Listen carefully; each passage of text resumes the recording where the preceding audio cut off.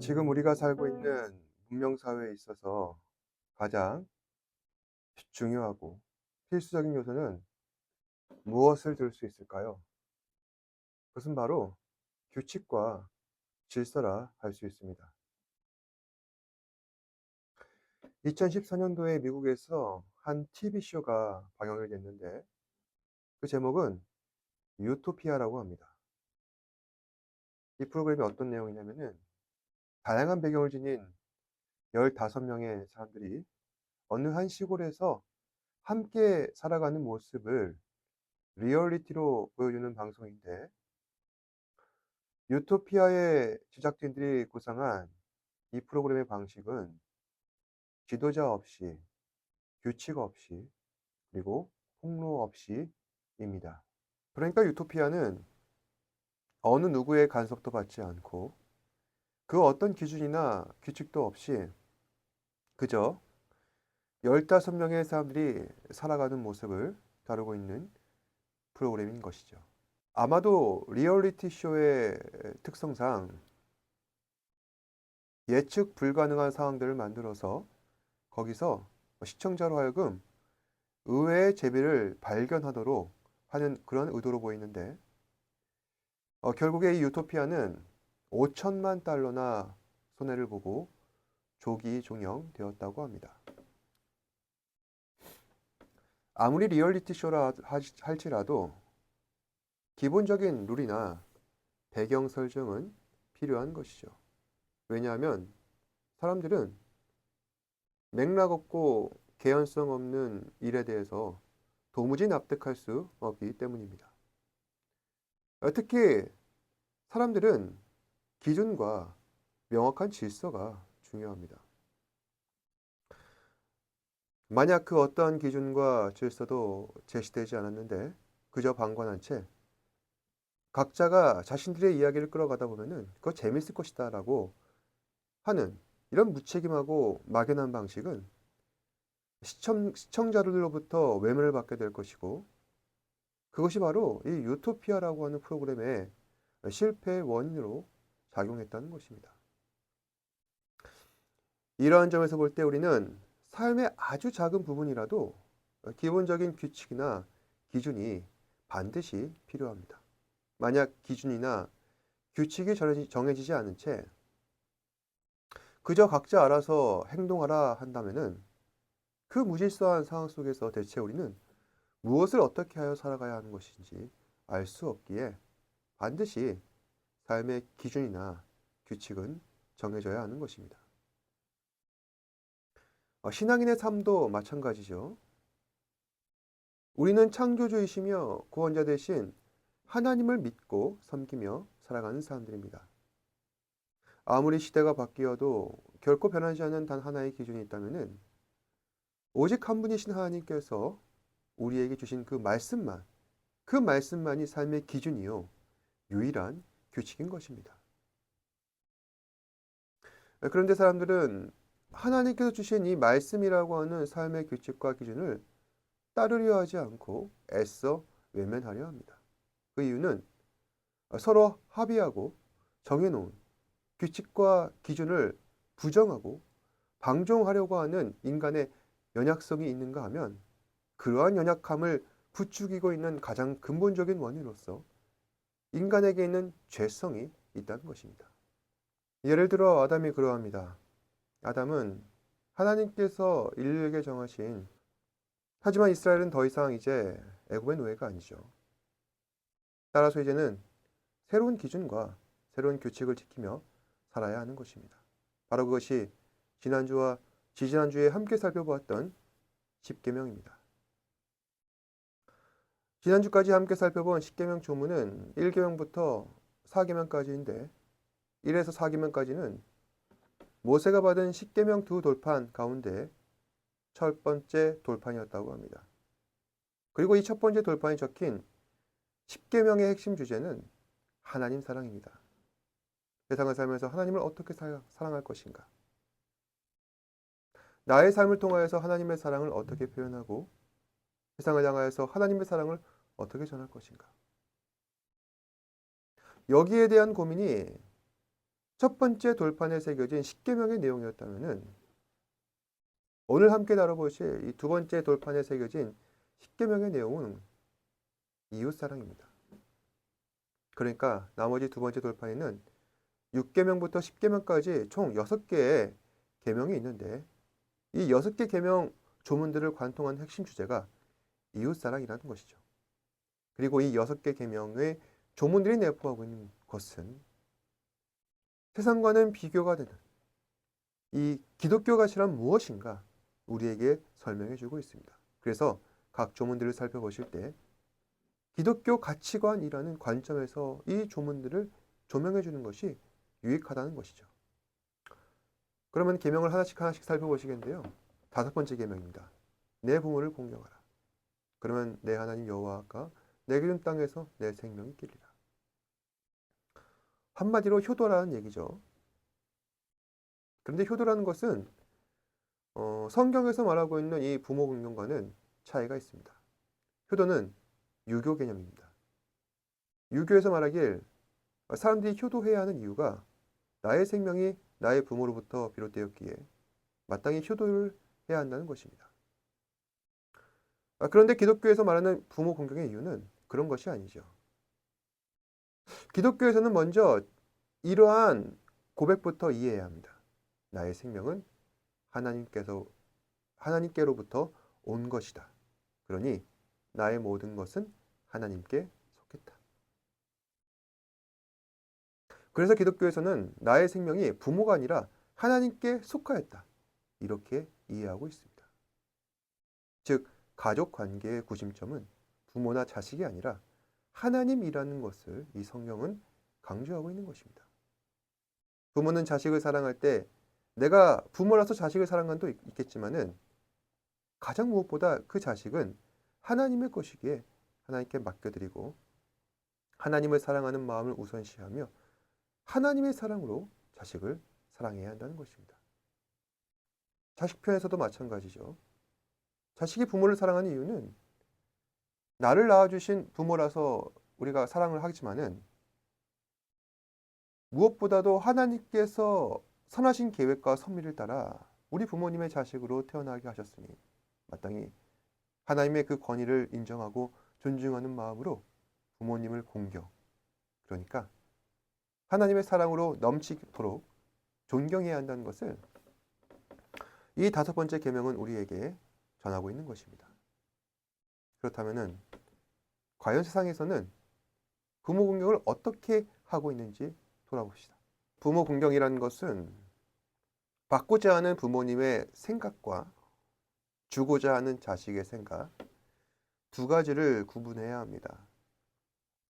부모님들께서는 보통 자식으로부터 받기를 원하는 공경의 방법들이 있습니다. 그것은 무엇이 있을까요? 어떤 부모님들은 다른 사람의 경우를 자신의 경우와 비교합니다. 누구는 어떻게 했다더라. 누구 자식은 어떻게 성공했다더라. 점점 시간이 들수록 자신의 경우와 타인의 경우를 비교하는 것입니다. 그러다가 조금씩 생각이 바뀌어서 자신이 기대하고 있는 그 공경의 수준이 달라지게 됩니다. 그냥 나이가 들어도 자식이 자신을 무시하지 않았으면 좋겠다. 그럼 자식은 어떨까요? 자식 편에서도 자신들이 생각하고 있는 부모 공경의 기준이라는 것이 있습니다. 그 기준을 따라 저마다 각자 상황대로 효도를 하는 것이죠. 그리고 아무리 내가 부모를 공경한다 할지라도 자신들이 할 수 있는 한계가 있기에 어쩔 수 없다고 현실적인 타협들을 하며 부모를 이해시키며 그렇게 살고 있습니다. 제 경험상 제가 생각하기에 가장 바람직한 부모 공경의 방법은 부모님을 안심시켜 드리는 겁니다. 보통 어떤 경우에 부모님들께서 자신에 대하여 자식에 대하여서 염려하고 걱정하시는 걸까요? 부모님 생각에 자식의 그 인생의 단계에 있어서 합당하다고 생각하는 어떤 기준치가 있는데 만약에 자식이 그 기준치에 이르지 못한다고 생각하신다면 다들 불안해하시는 것 같습니다. 좋은 학교 가서 훌륭한 인생 보낼 거라고 생각을 하고 기대를 했는데 그렇지 못한다면은 불안해하는 것 같고 직장 가서 자기 인생을 훌륭히 살아야 하는데 자꾸만 그것이 늦춰진다면은 불안해하는 것 같습니다. 남들은 다 각자 알아서 결혼을 잘 하는데 그렇지 못한다면 불안해하는 것 같고 지금쯤이면 분명 자식을 낳고 또 나는 지금 손주를 볼 때가 되었는데 그러지 못한다면 불안해하시는 것 같습니다. 그래서 부모님을 공경하는 가장 좋은 방법은 수시로 안심시켜 드리는 겁니다. 나는 괜찮다. 나는 행복하다. 나는 잘 살고 있다.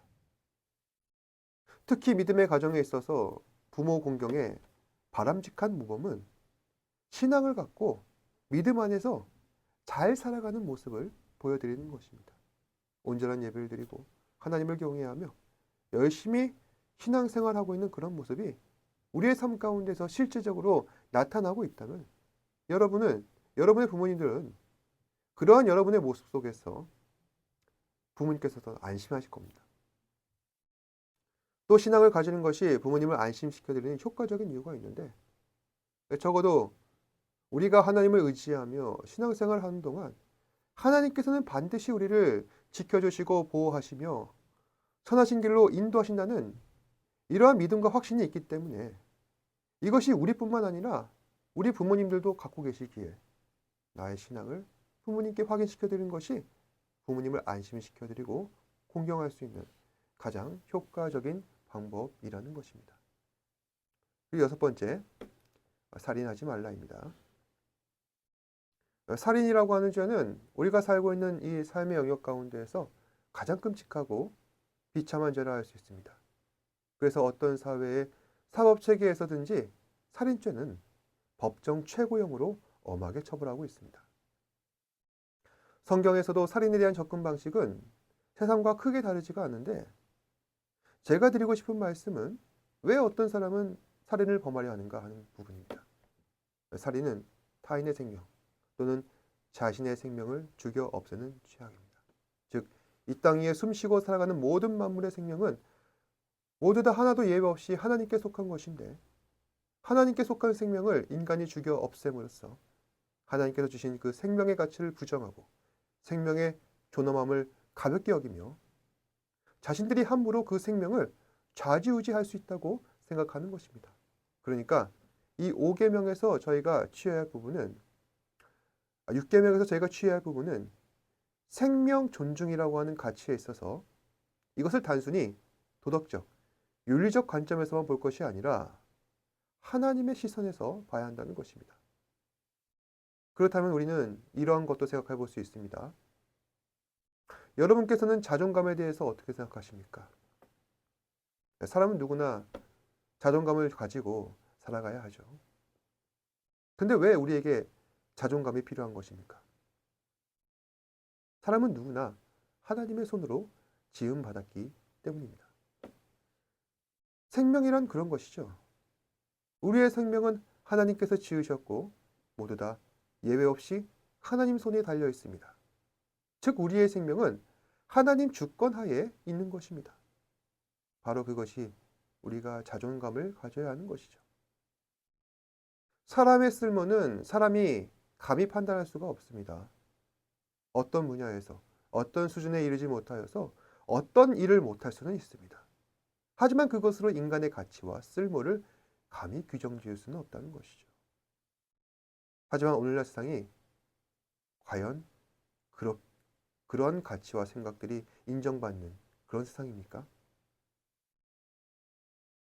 세상에서 정해놓은 어떤 성공의 규격, 사이즈를 따라서 만약에 내가 그 사이즈에 미치지 못한다면 그 사람은 실패한 사람, 쓸모없는 사람, 무가치한 사람으로 규정되는 그런 사회입니다. 그래서 사람을 볼 때 세상의 관점과 하나님의 관점을 다를 수밖에 없다는 것이죠. 하나님 보시기에는 한 사람 한 사람 모두 다 귀한 존재입니다. 다른 그 어떠한 것도 비교할 수 없는 것입니다. 그런데 하나님 보시기에 귀한 존재, 인간을 감히 다른 인간이 자신들의 판단과 가치를 따라 감히 멋대로 규정할 수가 있겠습니까?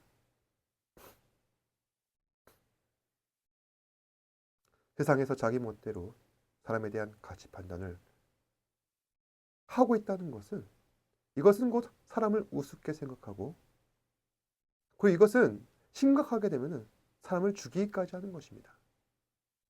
생명은 사람 손에 달려있지 않습니다. 오직 하나님 손에 있는 것입니다.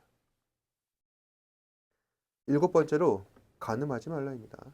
간음이란 하나님께서 맺어주신 남자, 여자, 부부가 서로 사랑하여 가정을 이루고 육체적, 정신적 결합을 하는 것이 바로 결혼인데 반해서 간음이란 부부가 아닌 다른 남자, 다른 여자가 서로 육체에 이끌려서 잘못된 관계를 맺거나 마음을 빼앗기는 것까지가 간음이라 할 수 있습니다.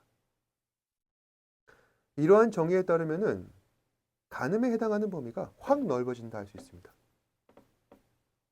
오늘날 사람들은 연애에 대해서 자유롭습니다. 사랑이라는 이름 하에 제한 없이, 규제 없이 마음껏 육체를 사용하고 마음을 쏟아붓습니다.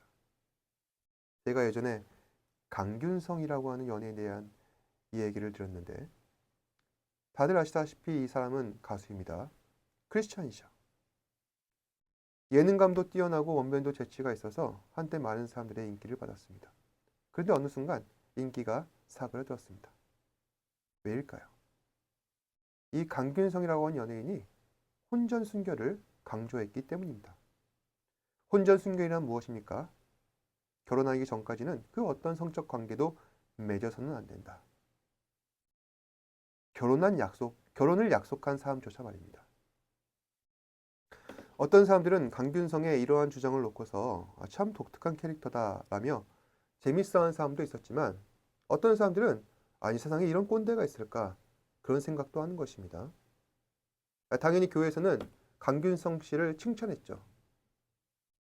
사생활에 있어서 복잡스러운 연예계에 이런 사람도 다 있구나 라며, 강균성 씨는 교회에서 또는 찬양 집회에서 수련회에서 간증을 위한 강사로 많은 인기를 누렸습니다.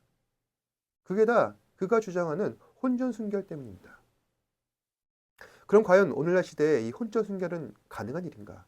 얼마든지 가능한 일입니다. 단, 자신이 하나님 앞에 뜻을 정하고 마음을 정한다면 말입니다.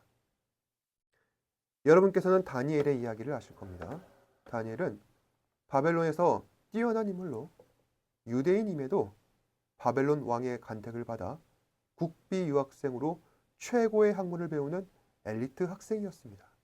그런데 다니엘에게 한 가지 걸린 것이 있었는데, 그것은 바벨론의 돈으로 공부한 동안 왕의 진미를 먹어야만 한다는 것입니다. 왕의 진미란 바벨론 왕의 수라상에 올라간 음식들을 말하는 것인데, 보통 이 진미들은 바벨론 신에게 한번 바쳐진 후 왕의 식탁으로 내려졌습니다. 그러니 왕의 진미는 우상에게 바쳐진 제물이었던 것입니다. 하나님을 믿고 섬기는 다니엘의 입장에서 왕의 진미는 당연히 먹어서는 안 되는 것입니다. 하지만 그것을 안 먹는 선택은 다니엘에게 주어지지 않았습니다. 바벨론의 학생이라면 반드시 이 왕의 진미를 먹어야만 했습니다. 그래서 다니엘은 하나님 앞에 뜻을 정하고 마음을 결단하여 왕의 신하에게 이렇게 간청합니다. 열흘 동안 채소만 먹게 하라. 만약에 나의 얼굴이 윤택하고 건강해 보인다면 앞으로도 그렇게 하라. 왕의 신하는 다니엘의 간청을 듣고 마음은 좀 걸리긴 하지만은 그렇게 할 수만 있다면 허락은 하겠다 합니다. 그 신하의 입장에서 학생들의 건강이 중요하지 왕의 진미를 먹고 안 먹고는 중요하지 않기 때문입니다. 결국 약속한 열흘이 되었고, 약속한 대로 다니엘은 진미를 먹은 사람들보다 더 건강한 모습이 되었습니다. 왕의 신하도 다니엘과 한 약속을 지킬 수밖에 없었습니다. 이 이야기 자체는 좀 어떻게 보면 비현실적인 이야기입니다. 채소만 먹는다고 그 사람이 더 살쪄 보이고 건강해질 수는 없습니다. 하지만 하나님께서 기뻐하시는 일을 하겠다는 마음을 정한 다니엘의 결단에 하나님께서 응답하신 겁니다. 혼전순결도 마찬가지죠. 내가 혼전순결을 하든 하지 않든 말하지 않고 들키지만 않다면 누가 뭐라 하겠습니까? 그럼에도 믿음의 사람들은 하나님의 시선을 의식하여 마음을 정하고 뜻을 정하여서 하나님께서 기뻐하시는 믿음의 결단을 한 것입니다. 또 혼전순결을 해야 하는 이유는 가정을 바라보는 하나님의 생각이 있습니다. 여러분, 가정이란 무엇이죠? 하나님께서 맺어주신 최초의 신앙 공동체입니다. 그러니 사람이 함부로 그것을 깰 수는 없는 것이죠. 그런데 가정을 전제로 한 남녀 간의 사랑을 사람의 임의로 깨트리고 훼손시키는 사람들이 있다는 것입니다. 그저 쾌락을 위해서 말입니다. 하나님께서 인간의 육체를 허락하신 것은 쾌락 때문이 아닙니다. 하나님과의 연합, 그리고 하나님의 공인하에 이루어지는 인간 사이의 연합 때문에 육체를 허락하신 것입니다. 바로 이것이 하나님의 뜻이고 계획인데, 이러한 하나님의 뜻과 계획이 아닌 인간의 계획과 뜻을 충족하기 위하여 자신의 육체를 사용하고 있는 것, 바로 이것이 간음이라는 것입니다. 여기까지 일단 오늘은 5에서 7계명까지 살펴보았습니다. 우리가 계명을 지켜야 하는 이유, 그것은 사람이 아니라 하나님께서 원하시는 것, 기뻐하시는 것, 그것을 지키기 위하여 계명을 지켜야 하는 것입니다.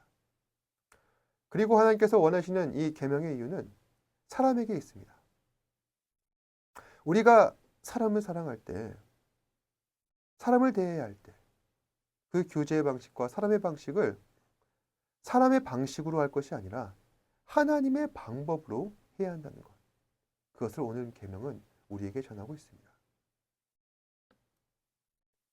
지금까지 여러분께서는 사람을 대할 때 자신의 임의를 따라 그 사람들을 대하셨습니까?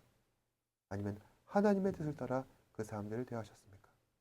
오늘 우리에게 주신 계명들은 하나님의 뜻을 따라 사람을 대해라 합니다. 하나님의 뜻을 따라 그 사람들을 대하는 것, 바로 그것이 이웃사랑인 것입니다. 하나님의 뜻을 따라 서로를 사랑하시고 인격적인 교제를 나누시는 저와 여러분 되시기를 주님의 이름으로 축복합니다. 기도하겠습니다.